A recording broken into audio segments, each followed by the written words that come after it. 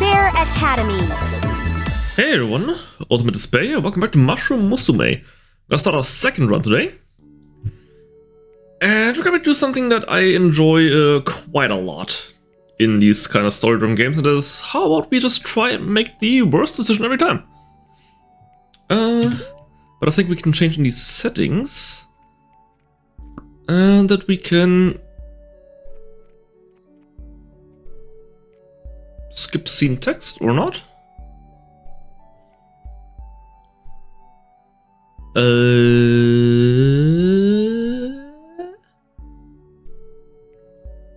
Or not. Okay. Yes, Humble Recluse, we've seen that. And the witch appeared. She began to speak. I desire a child, yes. Don't get the tasks. Go to skip here.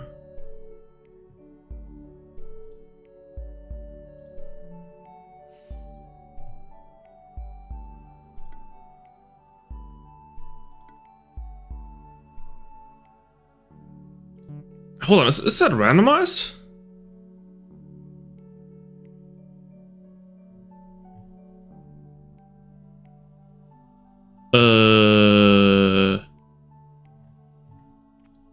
I can't remember any of these from our previous playthrough, even though it's only been like an hour. Oh, that's surprisingly understand collection of keepsakes. Now, how about we attend to a certain matter of a noxious laundry basket? How about that? Hidden away in a dusky corner of her hut, the recluse found a forgotten basket of laundry that had been left stewing for who knows how long. Yeah, so instead of giving her gifts, now we have to do chores, okay? So the game is randomized, that is very interesting. So yeah, it kinda is like a visual novel roguelike. Kinda in a sense that World of Horror was, which was an amazing game. I mean, it still is, yeah, but I mean, when I played it, I enjoyed it quite a lot. Dealing with it took most of the day and left them with a lingering cough, but resulted in an unrivaled sense of accomplishment. Gained the trait molding, oh, that's perfect. Arriving back to the meeting point, the recluse was excited to report their progress to the witch. Ah, very good, how kind of you. After quickly wiping themselves down, the recluse returned to their hut for the remainder of the night. Second day. The recluse slept more soundly that night than they had in ages. Having a purpose again soothed them, even if they had found themselves caught up with a witch. They elected not to think about that, though. Instead, when the morning came, they simply did what they had to do, which is to say they got up and went to meet with the witch. Upon watching the recluse's approach, a sardonic smile lit the witch's face. Complete your first task admirably. 2 more and I can finally give you what you want. She paused only for a moment before delivering her next message of import. Growth struggles to be achieved without presence. Offer me that which embodies the emotions you would provide for your daughter. The recluse pondered for a moment, thinking of what they had to offer.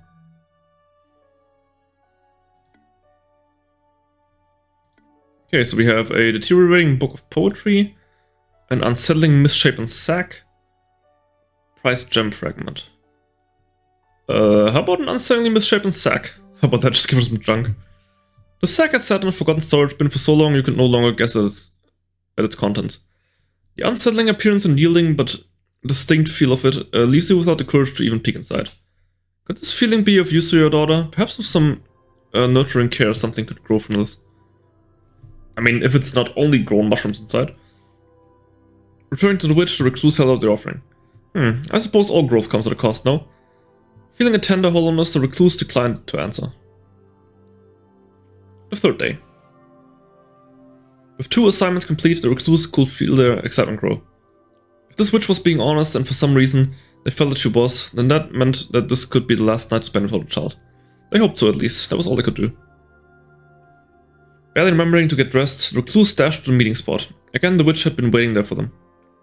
Welcome back, recluse. Are you prepared? Today is a big day, is it not? The last task an easy one, or at least I believe so. Bring me something colorful, something bright that you think will suit her. When they were first told 3 tasks, the recluse... Okay, so we've seen that. Okay, field of flowers. Let's head to the Stone River this time. Though underwater wasn't the first place most people thought of for color, the recluse understood that there were many shades that people failed to consider. They arrived at a nearby river, glancing into the glassy water to spy a variety of small shining stones. Brimstone, a yellowed alchemical wonder. Marble, the pale properties of possibility. Garnet, a lost maroon hells of bygone storms. Obsidian, dark glassy ghost of ancient fires. Or a strange, almost bloody stone. Well, we're going with the evil path, so I was gonna take the obsidian, but if it's a strange, almost bloody stone and it's like an image of a knife, yeah, I'm taking that. It was small, but the recluse grabbled a peculiar stone with sharp, calcified edges and the appearance of blood on its pockets. Intrigued, they brought it back to the witch, who, after inspecting it, looked disgusted and insisted the recluse wash their hands. I mean, isn't there also like a kind of mushroom that looks like it's bleeding? It's kind of got like a sap that is a deep red. Maybe I'm misremembering something. As they did so, the witch continued to shout something about kidneys, but the recluse didn't really catch what she said. Oh yeah, that looks dark and ominous, I love it. The recluse returned to the witch's hut, colored item in hand. She silently took the object, nodding her hand to the recluse in recognition. The recluse stood there for a moment, unsure, before finally the witch realized what they expected. Oh ho ho ho, you want your promised daughter, don't you? Her voice was almost mocking, but at least it was not overly cruel. I suppose I must tell you that I lied, human. I do require several more trifling things from you. First is a matter of payment. The recluse should have known that everything is for a cost. Pay me now with wealth, pay me now with life, pay me sometime soon in larger quantities. Nah, pay me at a much later date in the way I choose. It's got the knife in it, and the knife is the evil. The recluse told the witch they couldn't repay her, not anytime soon. That's fine, of course I will collect payment eventually. With the payment settled, the witch simply smiled and handed the recluse a small pot. Humans are tricky, but mushrooms are much more resilient. Consider this an upgrade. Don't worry, eventually she will develop a mind. Simply give her time as much as she needs. Soon your wish will be in full bloom. I suppose with all that settled though, there is one last thing for you to consider. A young girl needs a proper name. The recluse thought of the witch's demand before offering the final thing they had to give. And your name shall be... Mina. Then she walked away, only fate knowing if the two should ever meet again. Chapter 2, Cultivation. Though the recluse was unsure of the specifics, they did realize that it was important to heed their instructions. Care for the pot and the dirt and everything that lay within. The recluse geared up, as any parent should, and assessed the things they need to raise a child. Finances in case of the nearby village had goods or services that you could not provide. Nutrients for the child to help it grow strong. They would need plenty as it would be depleted on a daily basis.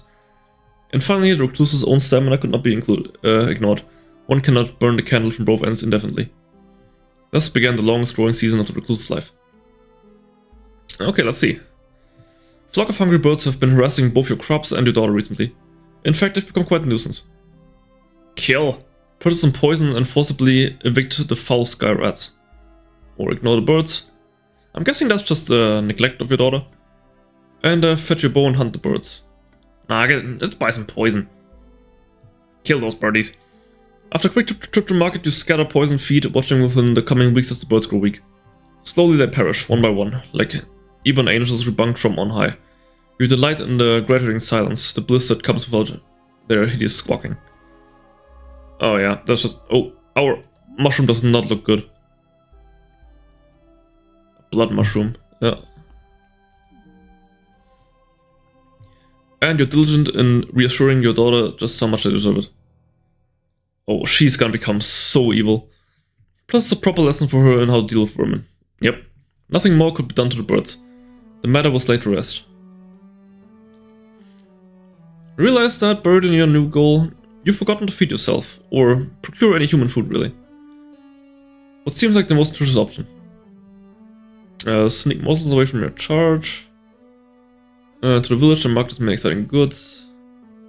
Woods for foraging. What was this mushroom for again? Looks tasty. Nah, I don't want to eat my daughter. I just want to at least watch her grow up and become a murderer. Yeah, sneak morsels away from your charge.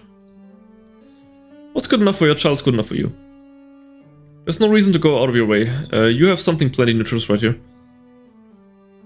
Yeah, okay, not just straight up eat the daughter, but rather eat her food. And make her hate you. Yeah, that's perfect.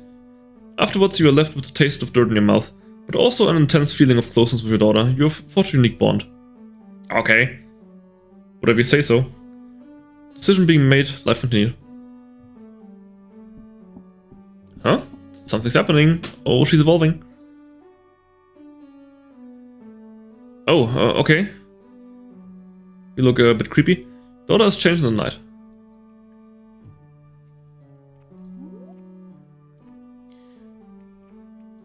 Also, you're molding. An unpleasant mold seems to persist despite your best efforts. Okay. Better, eventually the witch will come for you. Oh, and indebted, okay. The mushroom has grown some extra limbs and is a bit more ambulatory than expected. I don't really see any limbs on you, but sure. At least it's creepy. One day you find your daughter has left her pot and now hops around your home with determination. The creature jumps about with ease with clear intent now visible on your face. Well, time to discipline her a bit. Bring out the belt. Her demeanor seems active and brazen, often finding herself engaged in troublesome play. Encourage her boldness, spend time nurturing her environment, motivate her to do something safer. Yeah, make her become reckless. Daughter's development is going better than expected, and you want to promote her adventurous nature. You set up furniture and boxes around the home and nearby clearing, giving her more opportunity to push her mobility to its limits. She takes her new independence easily, and often worries you when she wanders too far off. Decision being made, life continued. Oh, just starring a little bit. One evening you hear a light knocking on your door, quite a rare occurrence. Peeking through the window, you witness none other than the Witch of the Woods standing on the doorstep of your humble hut. Could she be here for a visit, or settle at that? Introduce her to the daughter. Speak to her about your daughter's health. Perfectly request a stipend. Yeah, give me some money. Not quite sure of her intentions, you decide to speak with the witch somewhere else. After telling your daughter to stay put, you greet the witch at the door. Two of you take a walk through the woods, partaking in light conversation. You decide that you feel comfortable asking the witch for a stipend, something to help raise his child. She shrugs in acceptance, handing you a small parcel of coins. Nice. A whole 2 coins. At the next clearing, she takes her leave in a seemingly random direction. The decision being made, life continued. Your daughter needs food too, and you've just run out. You need to find something to feed her soon or she'll surely starve. Spend the day gathering nutritious substance. Or you can't spare the time today, she'll have to go hungry.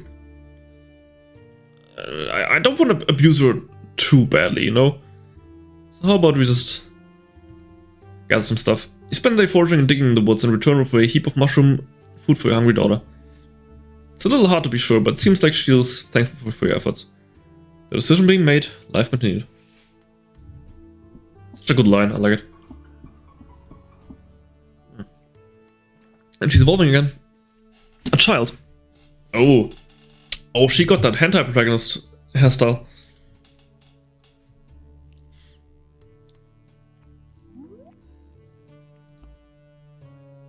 Despite a rocky introduction, your daughter is as civil as any human child now. Sweet. One morning you notice that your daughter is nowhere to be seen. After an hour of searching the nearby area, you find her standing perfectly still in a dense stand of trees. To your surprise, the creature had now taken the form of a young girl. You feel relieved to confirm that the witch hadn't betrayed you. At your approach, she turns and acknowledges you silently before continuing to carefully watch her surroundings. Watch her quietly, buy her a nice gift to celebrate. Tell her it's time to go home. Yeah, no more having fun. You kneel beside your daughter and offer your hand, telling her it's time to go.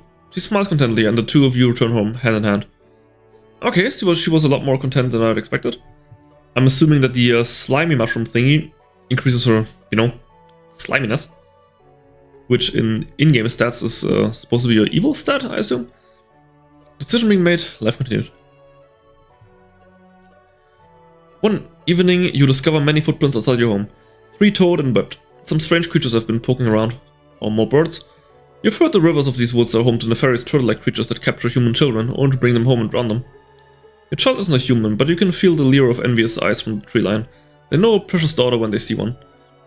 By the looks of the tracks, those ones are quite young. Perhaps you can do something to frighten them away from your home. Deal with the issue decisively. Stand guard until they stop. Hunt one of them. Purchase a magic ward. Keep it all inside in the evenings. Nah, we're gonna kill the turtles. What a lovely opportunity, you think, grimacing as you rifle through your things and find a number of objects that will serve you well. A netting, some spare poison, and a sword you swore never to see again.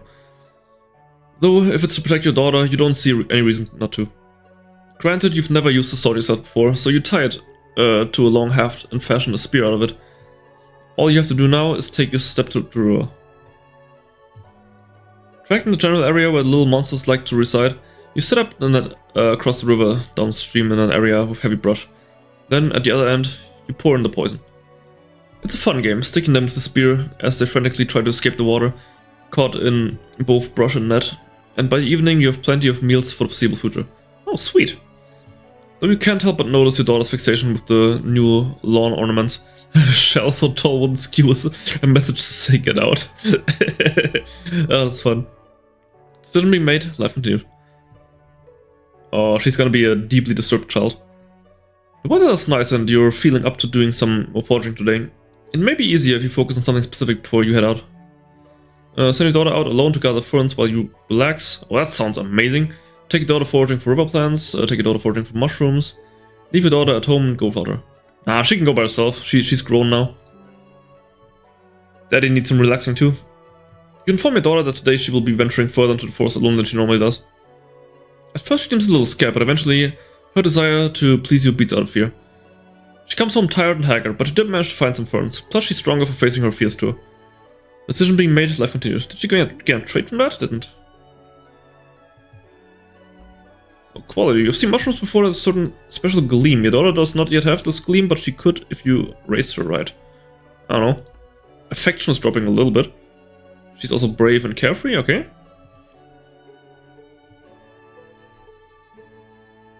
Is this supposed to happen? As the days pass, you by and your daughter continues to grow. A certain unpleasant malady of hers continues to grow as well. Is she hitting puberty?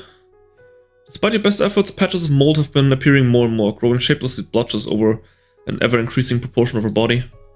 Somehow this feels fitting. This whole endeavor has felt like a fruitless disaster, if you were being honest.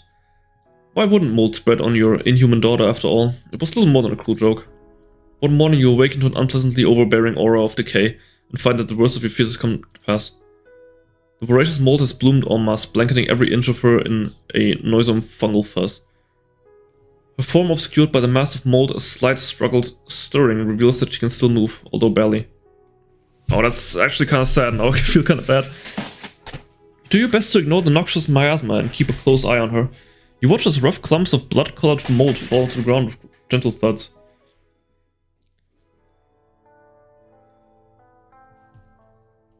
Oh, she just gained a whole lot of bad traits there.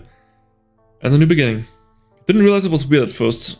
Even now you would feel pretty normal if it weren't for the recluse's wear unease. This mold you feel is part of you. As it blooms you feel yourself blooming too, becoming more. Blooming, decaying, dying and living again. Seamlessly the two of you change shape together until you can see your parents' face again. Hold on. Seamlessly the two of you change shape together until you can see your parents' face again. What does that mean? They're gonna fuse in the mold? What? Their shocked expression fades into disinterest, which is the expression that you most commonly see on their face. A part of you feels as though they perhaps had wished this was the end of you. Over time, your new form begins to feel familiar to you, however, there were other familiar things you had begun to resent. You had suspected for a long time that your time with the recluse was coming to an end. Oh no, that was... Ah yeah, of course, we've changed to the POV of the mushroom Musume. Suspected for a long time that your time with the recluse was coming to an end. They raised you, you suppose, but it often felt like you were trapped. You're older now, though, with the ability to fend for yourself. There's no reason to stay where you aren't wanted. Your preparations have been underway for a while, and you've made a little place for yourself to live in the woods. Tomorrow's the day to act on your plan. And while the path ahead of you seems a little frightening, things can only get better from here. Maybe in the morning, you'll finally be able to see for yourself. Distant parent, okay. Oh, she looks a lot different than I expected. A weeping blood mold. It's kind of a badass name.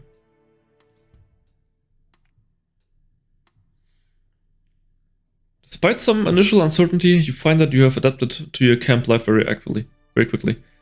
Your first days living outside of your parents' home are occasionally daunting, but also filled with possibility. What would you like to do? Let's go to town and steal some money. Or kill someone, I don't know. Let's check out our stats. You just got withering, your body shrivels and decays over time, falling apart. You got pressure, your body refines itself when you're in stressful situations. And Doomed. Life rarely works out in your favor. Okay, our potency, quite good. I do want to get the dampness up. What do we have here? We have a Nope card, we have a Doom card. You've met with a terrible fate, haven't you? Okay. 2 money. And Spores. Empower spells or poison with spores at the cost of your own potency. Okay. Family, distant parent. Your parent was not as kind to you as you deserved. Now they are alone and you are free. This soundtrack is a banger. Without running errands, you find that the town is much more active than usual. Through some chance encounters, you get the impression that a sort of traveling festival has been set up outside the town. Looking around, you do happen to spot a few people in very vibrant clothes. Out of curiosity, you follow them towards a gathering of colorful tents. As you stand there gawking, you get the feeling that you've wandered into the entertainer's living area rather than finding your way to the show itself. There are people practicing a routine, people tossing colored rods back and forth, a man sharpening knives, as well as a large number of other eccentric activities. That's a Doom card, okay?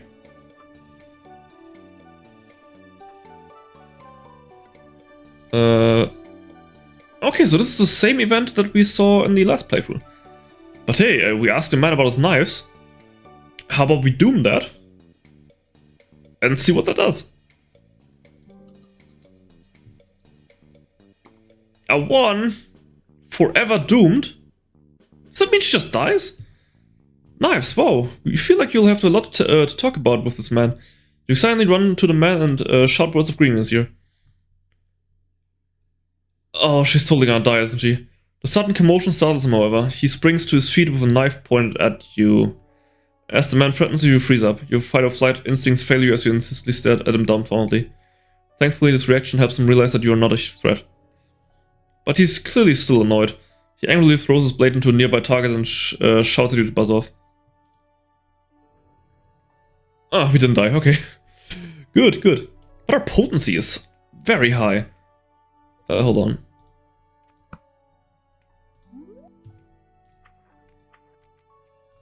$106. Strength of mushroom type and ability for performance through situations. Okay. So now she's a very strong blood mold. Oh right, because molds are fungi. Right? It's cool. Yeah, that's why she doesn't have a mushroom cap. Yeah, sickening mold, otherwise unremarkable. Right, how could I forget that molds are fungi? To the east of your forest lies a village of humans, but you have often found yourself wondering what you would find if you simply kept traveling east. Today you have resolved to resolve the mystery with a pact you depart, well prepared for a day trip. It's gonna be the same one. A thoroughly trodden path guides you easily to the village, a route you're familiar with. Once you get beyond the far edge of the village is when the anticipation begins to build. The more you think about it, anything could be out there as soon as you'll see what it is. Your journey is long, yep, as a day trip can be. Is there really no way to skip already seen text? Skip unseen text? Skip after choices? I don't know, maybe next run.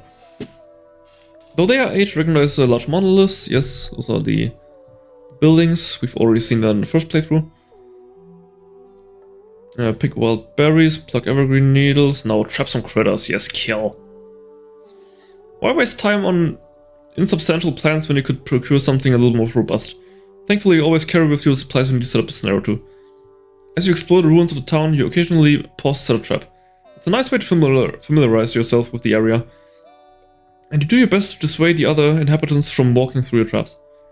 After taking a full loop, you start your return trip, checking each of your snares as though you were a child excited for presents, which is exactly how you feel whenever you find that you have caught something.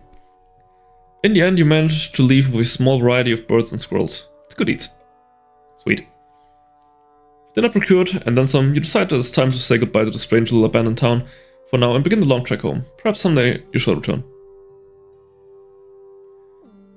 Oh, potency is 141? Holy moly. You leave your humble abode in the later hours of the morning, one day only to set up upon a strange woman not too far from your base. It's immediately apparent that she doesn't notice you. Heck, she may not even notice the camp that's just right there. As it stands, a slender, bespectacled woman has her gaze locked to the sky. Okay, so it's still the same event that we had in the first playthrough, it's just at a different time in the game. Looks harmless enough, yes. Attempt to scare her off. Play it safe and leave her alone. Yes, scare her off. Come on. Not wanting to take chances with strangers so close to the property, you creep up on the one. She doesn't seem to notice your approach after all, still fixated on the sky overhead. With a scream, you latch onto the woman's back, throwing her way off balance. As expected, she cries out, flailing all around until you're knocked off. Turning in your direction, she glimpses you with eyes full of terror. What are you? Your worst nightmare. Let's pass. Nice. She seems petrified, watching your eyes every movement as you slowly climb to your feet. I don't want any trouble. You lunge at her, sparking a pang of terror that jolts her body back. Oh, I see a camp. I'm very sorry. I must be trespassing. You creep towards her slowly. Anyway, I'll just be leaving. Sorry to bother you. Without delay, the woman takes off, making tracks down the road. Annoyed at the frequency of humans trespassing on your property that is clearly far away from civilization, you return home. Potency at 156. Holy. That's quite good. Grumbling about the lack of common etiquette among humans, you distract yourself with a day of chores until night falls and it's time for bed. You feel a crisp breeze. The heat is relenting, trees are changing in color. Fall has arrived.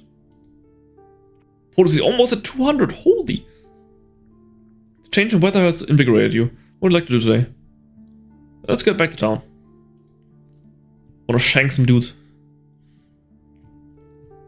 Walking along the road into town, you spot something large lying on the patch some distance away. Approaching, you find a human on the ground, groaning in pain. You don't really get it, but some part of them is broken. They look at you, uncertain but pleading. Play with them. Try to mend their injury. Help them back to town. It's got a different shade. But increases our potency. And who would I be to decline that? Increases our robustness. And play with them. Doesn't increase anything, it seems. But yeah.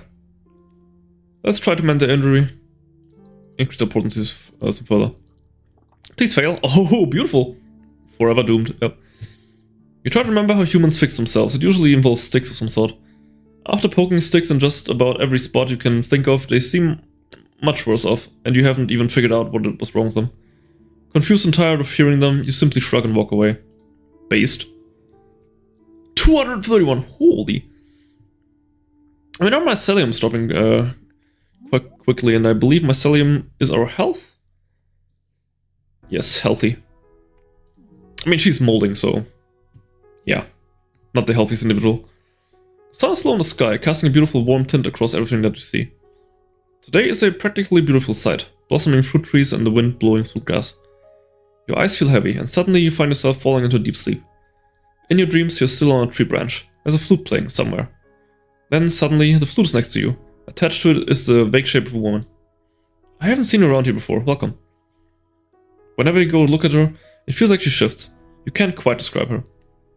You probably won't remember me when you wake up, but it's nice to meet you. After sitting in silence for a second, she starts playing again.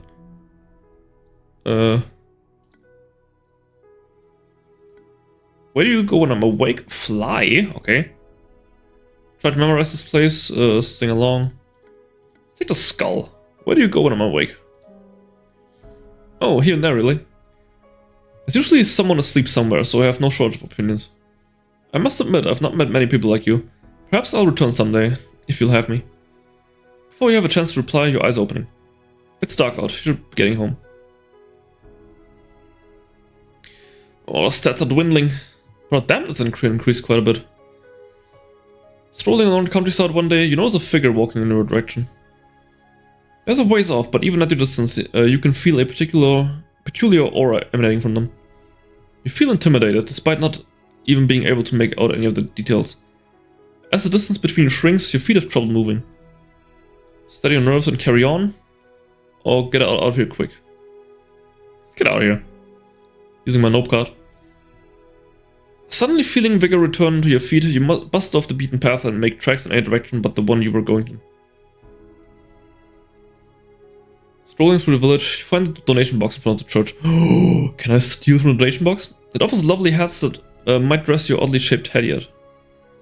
And if no one particularly minds, you may even be able to keep one of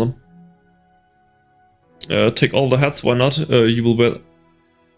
You wear them also well. Leave the hats, you don't need them anyways. Take the big hat in your favorite color. Nah, I'm playing the Doom card.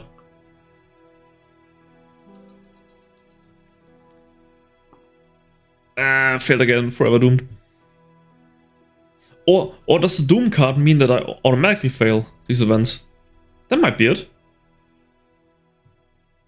Yeah. Interesting, okay. I believe that was my last Doom card, right? No, I still got one more. Oh, okay, infinite Doom cards, okay. But terrible fate, yeah. So I'm guessing Doom cards just make you automatically fail events. That's interesting. Try to gather as many hats as you can, but when an old man comes out from a nearby house, you panic and trip over. The old man catches you, locking you in a fierce scolding. How embarrassing. But potency is going real far up. Oh, my cellular robustness are now very low. Your body is quite resilient, however in recent days you feel as though some component key to your composition has failed you. As you carry on, you realize your steps have grown slow and cumbersome. Every move forward feels like trudging through slush, and before you can even think to look down at your legs, a distinct weakness overtakes you. Your chest feels hollow, your neck feels slack, your eyes trail downward, and where they should land at your feet, there's only a foamy, disintegrating mass. Oh. For a second you think to panic, but you don't seem to have the energy for it anyway. Just gonna rot away. All the energy you have left is being returned to the earth. And as the last of your cap dissolves into the ground, a moment of calm washes over your psyche. Perhaps it's the release of death, or the beginning, or the beating heart of the cycle of life born anew. Regardless, there's only weakness, and then release. And finally, peace. Ending. Can't keep it together. Okay. Okay, so when you run out of robustness, then you just die. And that's the achievement I got. And your body could no longer contain itself. Oh, okay. Well, I have no idea how to counteract that. But, first things first, measure what your life was worth. New music bonus. I gotta find a way to spend the spores. Color bonus. Oh yeah, and have a daughter fail to live in life. It's also an achievement. Stat bonus. New ending bonus. First grown bonus. Okay, so that was a little bit of a depressing run, for being honest.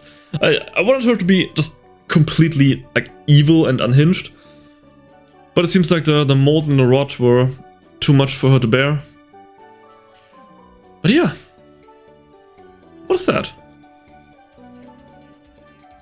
Oh, just credits, okay. Oh well, but it was awesome. I hope you enjoyed, and I hope to see you again in the next part. Ultimate Despair signing out for now.